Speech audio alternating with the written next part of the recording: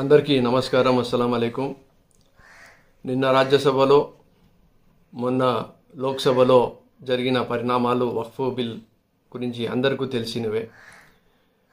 YSR Congress party ఎలక్షన్ల ముందర ఏదైతే మాట ఇచ్చిందో మైనార్టీలకు ఎక్కడ కూడా ఇబ్బంది కలిగితే జగన్మోహన్ రెడ్డి గారు ఖచ్చితంగా వాళ్ళ పక్షాన నిలబడి పోరాడతాము అని చెప్పడం జరిగింది. ఈరోజు ఎన్ని కష్టాలున్నా, ఎన్ని ఇబ్బందులున్నా, ఎలాంటి వాతావరణం ఉన్నా, రాజకీయ వాతావరణం ఉన్నా, ఇబ్బందులకు గురి చేసే రాజకీయ వాతావరణం ఉన్నా, నేను ఏదైతే మాట ఇచ్చినానో ఆ మాటకి నిలబడి ఉంటానని చెప్పి లోక్సభలో వ్యతిరేకంగా ఓటు వేయడం జరిగింది, రాజ్యసభలో వ్యతిరేకంగా ఓటు వేయడం జరిగింది. కానీ తెలుగుదేశం పార్టీ ఎమ్మెల్యేలు, ఎంపీలు కూడా ఇదే మాట చెప్పడం జరిగింది. ఎక్కడి వరకు చెప్పారంటే ముస్లిం మైనార్టీలకు సంబంధించిన ఏ వ్యతిరేకమైన బిల్లు తీసుకొని వస్తే మేము అసలు రాజీనామాలు చేస్తామని కూడా చెప్పడం జరిగింది ఎంతోమంది ఎమ్మెల్యేలు, ఎంపీలు. చంద్రబాబు నాయుడు గారు అయితే 600 అయిపోయినా ఏమన్నా కానీ నేను మాత్రం మీకు అండగా నిలబడతానని చెప్పడం జరిగింది. అంతేకాదు వారం 10 రోజుల క్రితము ఇఫ్తార్ పార్టీలో కూడా అదే మాట చెప్పడం జరిగింది. కానీ ఏం చేశారు? లోక్సభలో ఏం చేశారు? రాజ్యసభలో ఏం చేశారు? It's a black day in the politics. ఈ రైట్ టు ఈక్వాలిటీ కానీ, రైట్ టు ఫ్రీడమ్ ఆఫ్ రిలీజన్కి కానీ అణిచివేసి అన్కాన్స్టిట్యూషనల్ బిల్ తీసుకొని వస్తే ఆ అన్కాన్స్టిట్యూషనల్ బిల్ని సపోర్ట్ చేసిన మనిషి ఈరోజు చంద్రబాబు నాయుడు గారు, తెలుగుదేశం పార్టీ. మళ్ళీ దానికి డైవర్ట్ చేసుకోవడానికి ఏ మనిషి అయితే ఈరోజు మైనార్టీల కోసమో నిలబడుతున్నాడో ఆ మనిషి పైన కూడా దుష్ప్రచారం చేయాలని చెప్పి జగన్మోహన్ రెడ్డి గారి పైన వైఎస్ఆర్ కాంగ్రెస్ పార్టీ పైన తెరలేపింది తెలుగుదేశం పార్టీ.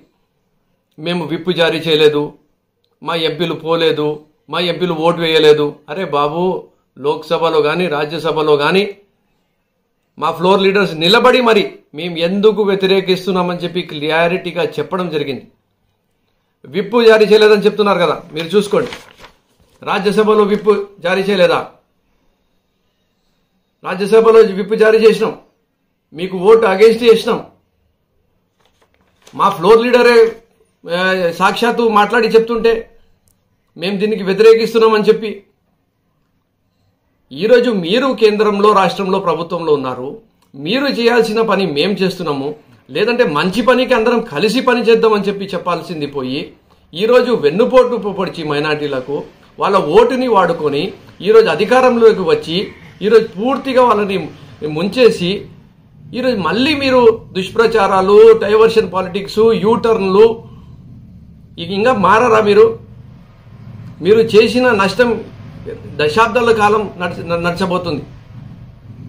మీరు చేసిన నష్టం ఇప్పటికైనా దాన్ని గ్రహించి మీరు ఏదైతే స్టాండ్ తీసుకున్నారో దానిపైనే ఉండండి, మాకు సంతోషం. కానీ ఇలాంటి దుష్ప్రచారం మాత్రము చేయొద్దండి అని చెప్పి మీకు తెలియజేసుకుంటున్నాము. అలాగే మీడియా మిత్రులకు కానీ, సోషల్ మీడియాలో పెడుతున్న వాళ్ళకి కానీ వైఎస్ఆర్ కాంగ్రెస్ పార్టీ స్టాండ్ చాలా క్లారిటీగా ఉంది.